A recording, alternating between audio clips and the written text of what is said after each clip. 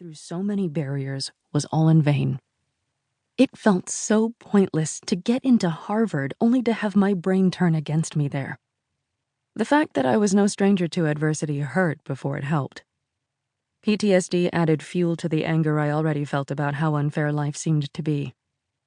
After I arrived at campus, I felt the floor cave in under my feet as I learned that most of my classmates had been brought up in what I considered to be extreme wealth and privilege. How was I supposed to up my game to their level when I did not have their level of family support or resources? I couldn't stop fixating on how economically disadvantaged I was in comparison to my classmates and saw constant reminders of this, in a sense of entitlement, extravagant tastes, and prominent family connections that they seemed to unintentionally flaunt every day. During my time at Harvard, it had a sink-or-swim culture, and there was no support program for students in my situation. I was completely on my own to make this transition. But the problem was, I had no idea what I didn't know.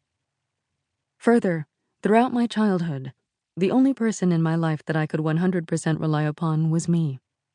Now that my brain was malfunctioning and I couldn't even rely on myself anymore, what was I supposed to do? I felt helpless, lost, and doomed. As my world came crashing down, wallowing in self-pity only made things worse. It didn't help that PTSD made negative emotions feel even more catastrophic. I really thought my life was over. I didn't know if I could even make it to graduation. My inner demons kept telling me my situation was hopeless, and now that I had lost control over my life, I could at least control how it ended. Then, somehow, in the midst of my despair, something inside me said, "Hell no!" At that point, I knew I was not going to break. I was not going to let this be how my story ended. I was going to scrape together whatever willpower was left in me to find a path out of the darkness of my own mind. I started taking the medications prescribed by the psychiatrist to alter my brain chemistry and soften the panic attacks. I also started therapy at his suggestion. In a few months, I began to stabilize, but I knew I could not become dependent on medication or therapy because I did not have reliable health insurance growing up. And once my student health insurance expired, I would no longer be able to afford these treatments. Therefore, I naturally saw my graduation as a deadline for getting myself off the drugs and therapy without relapsing.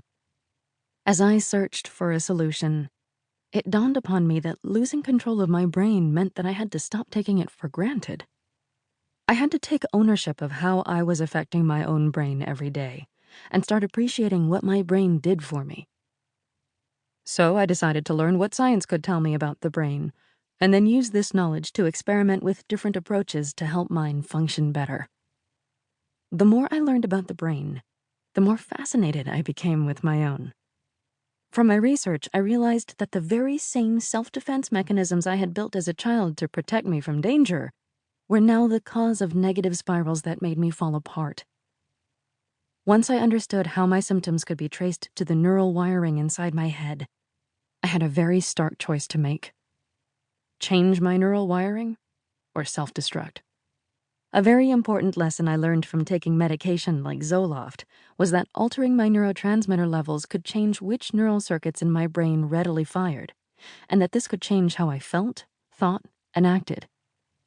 Footnote: neurotransmitters are the chemicals that a neuron releases to activate another neuron to fire or to inhibit another neuron from firing.